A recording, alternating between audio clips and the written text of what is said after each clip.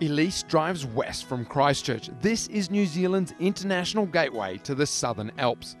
After an hour's drive, Elise arrives at her resting place for the night, the very comfortable and conveniently located Terrace Downs Resort, just on the edge of the spectacular Rakaia Gorge and in full view of the momentous Mt Hutt. This is one of New Zealand's most famous international ski resorts. Elise checks into the villa-style accommodation. Too bad she's all alone. It seems such a waste not to share.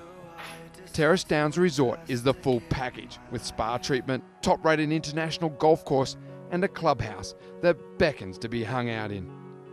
But Elise was here for the skiing, so after breakfast she organised her taxi ride to that mountain in her view, Mt Hutt.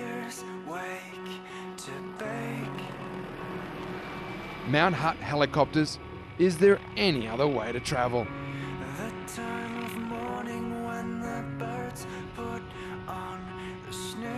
Terrace Downs is close to all the action, Mt Hutt being the main attraction, but it's also within access to a day skiing at any one of the Selwyn Super 6 resorts, or jet boating just down at the Rakaia Gorge, or horse safaris.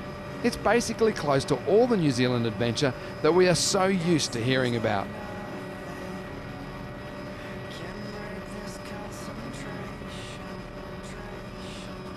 45 minutes to drive from Terrace Downs to Mt Hutt, or just 6 minutes by helicopter.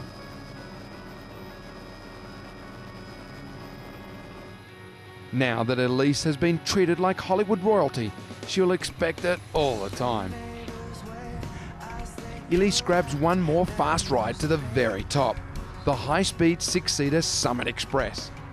From the top of Mt Hutt, you just have to stop and take a moment to absorb the grand view of the Canterbury Plains, with Medford up close and Christchurch in the distance just before the massive expanse of the South Pacific.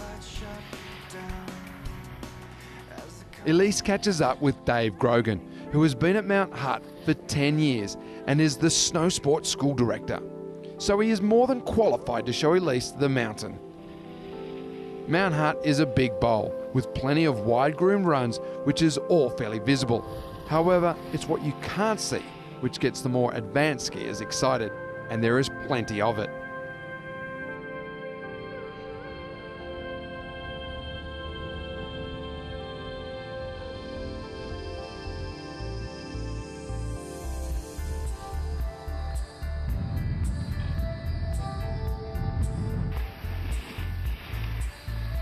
This day was a great day for carving. No matter what equipment you're on, or what level. National ski race teams from the Northern Hemisphere often use Mt Hutt for their summer training. They seem to get a bit of snow here. These guys were busy all day long. Mt Hutt is efficiently lifted, with only 4 lifts in total, but giving you access to 683 metres of vertical and 365 hectares. And that's not counting the stuff you can access out of bounds.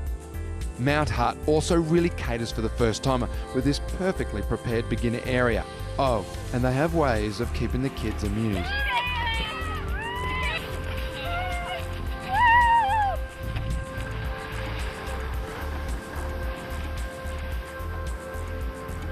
Elise takes a lunch break with Dave.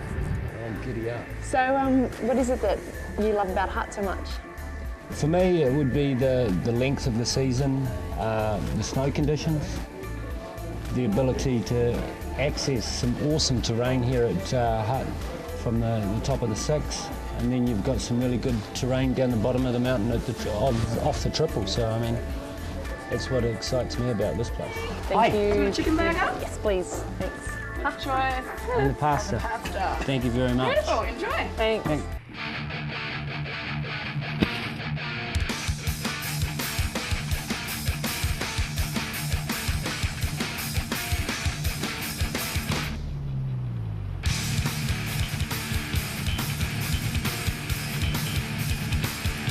Andy from the Snow Sports School takes us for a ride and shows us the hits in the terrain park.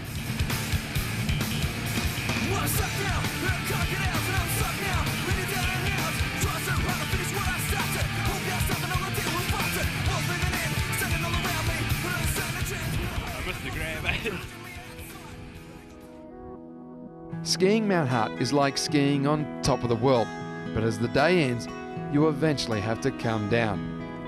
There is no on-mountain accommodation. Elise goes to town. Methven services Mt Hutt with accommodation, shopping, cafes, bars and restaurants. In summer, Methven is a rural centre, but in winter it really comes alive and is one of the original ski towns of New Zealand.